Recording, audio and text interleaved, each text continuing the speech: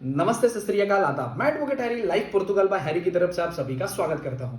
तो दोस्तों, मैंने जो अभी वीडियो डाली हुई थी सिस के रिलेटेड, तो वहां पे मुझे बहुत सारे लोगों ने मैसेजेस भी किए। उन्होंने बोला कि सर, सिस नाम रिमूव करने के लिए आप एक वीडियो बना ही दो, हमको बता ही दो कि कैसे करते हैं, क्या प्रोसीजर होता है एग्जैक्टली। तो उस हिसाब से हम जाकर वहां पे कर लेते हैं, ठीक है। अब मैं वो आपको डायरेक्टली प्रैक्टिकली बता देता हूं, मैं लैपटॉप पे ही आपको। तो सबसे पहला तो आपको यहाँ पे गूगल पे जाना है। यूजुअली आप सिंपल एकदम नॉर्मल तरीके से जा सकते हो। फॉर एग्जांपल देखो, मैं अभी ये गूगल पे आया। गूगल पे जाने के बाद आपको यहाँ पे सिस रिमूवल फॉर्म, ऐसे अगर आप इतनी इतनी चीज भी लिखते हो ना, तो आपको सबसे पहला जो लिंक है उसके ऊपर आप क्लिक करोगे। लिंक पे क्लिक करने के बाद है ना, यहाँ पे सर जी 3 ऑप्शन है। एक सिस एक्सेस रिक्वेस्ट फॉर्म, जो मतलब आपका सिस का नाम है तो वो फॉर्म। दूसरा इरेज योर रिक्वेस्ट फॉर्म, जो आपका सिस में नाम होगा तो वो इरेज करने के लिए, नाम हटाने के लिए ये फॉर्म आता है। इस पे आप क्लिक करोगे तो ये सीधे से आपका फॉर्म डाउनलोड हो जाएगा। इस पे आपको नाम, surname, nationality, date of birth, country of birth, address, telephone number, email ID लिखना है। रीजन क्यों आप निकालना चाहते हैं तो आप यहाँ पे भर सकते हो कि मुझे मेरा टीआरसी यहाँ का पुर्तगाल का लेना है, इसकी वजह से मुझे नाम निकालना है। आपके पासपोर्ट की जो नंबर है वो, आपको date of issue, date of specify, जो भी है सारी चीजें करके यहाँ पे आपको सिग्नेचर करनी है। इसके साथ आपको पासपोर्ट की कॉपी लगानी है। अगर आपकी रेसिडेंस की कॉपी है तो रेसिडेंस की लगा सकते हो, अदर है कोई तो आप वो कर सकते हैं, ठीक है। यहाँ पे उन्होंने खास करके लिखा है the application must have an authenticated copy of identification document. इसका मतलब ये है कि आपको आपका जो पासपोर्ट की कॉपी है वो आपको अटेस्टेशन करनी पड़ेगी। किसी भी एडवोकेट से आप करवा सकते हो, आपको अगर करवानी रहेगी तो। और आपकी मतलब ओरिजिनल पासपोर्ट आप उनको दोगे, कॉपी दोगे उनको, तो वो ऑथेंटिकेट करके आपको दे देंगे, ठीक है। वो ऑथेंटिकेट करने के बाद इस फॉर्म के साथ आप सीटीटी पे भेज सकते हो। इस फॉर्म के ऊपर ही आप अगर देखना चाहो तो यहीं के ऊपर आपको एक एड्रेस भी दिया हुआ है। इस एड्रेस पे आप डायरेक्टली भेज सकते हो, आपको और कोई चिंता करने की जरूरत नहीं है, ठीक है। ये एड्रेस आपका वहां पे आप उसमें डाल सकते हो सीटीडी में, जब भी आप सेंड कर रहे हो। यहाँ पे जाएगा, 1 दिन से 90 वर्किंग डेज का टाइम पीरियड होता है।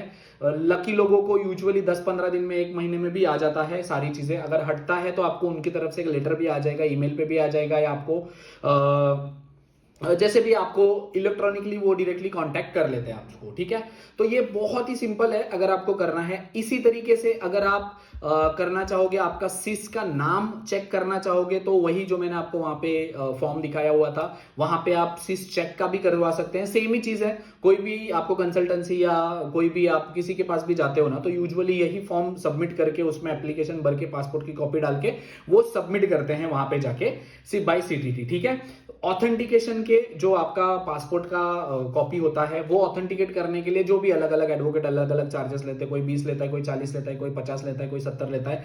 तो उस एक हिसाब से आप जाकर अपना जो पासपोर्ट है वो ऑथेंटिकेट करवा सकते हैं उनके पास। ऑथेंटिकेट करवाने के बाद आपने ये फॉर्म भरना है, इसके ऊपर सारी इंफॉर्मेशन भरनी है, पासपोर्ट की ऑथेंटिकेशन कॉपी लगानी है, और उसके बाद आप वो सीटीटी में जाके उस जो एड्रेस है फॉर्म के ऊपर लिखा, उस एड्रेस पे आपको सेंड करने का है। बिल्कुल इतना आसान है।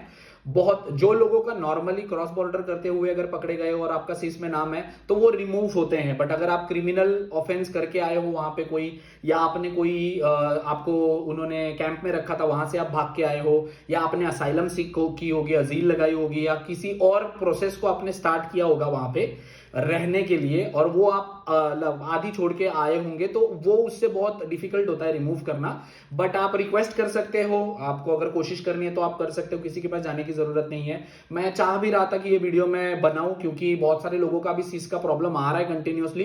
तो ये सही टाइम है जहां पे मैं आपको इन्फॉर्म करूं कि आप सिस रिमूवल के लिए, सिस में से नाम हटाने के लिए कैसे कर सकते हो। हाँ, इस फॉर्म से आप बैन नहीं हटा सकते हैं, आप कोशिश कर सकते हो, आप एप्लीकेशन डाल सकते हो, अप्लाई कर सकते हो, बट इसमें बैन हटेगा ही, इसका कोई गारंटी नहीं। जिन लोगों के बैन है शेंगन इंफॉर्मेशन सिस्टम के किसी कंट्री के, तो फिर वो नहीं हट सकते। ये मेरा पर्सनल एक्सपीरियंस है, कोई रिटर्न लॉ नहीं है।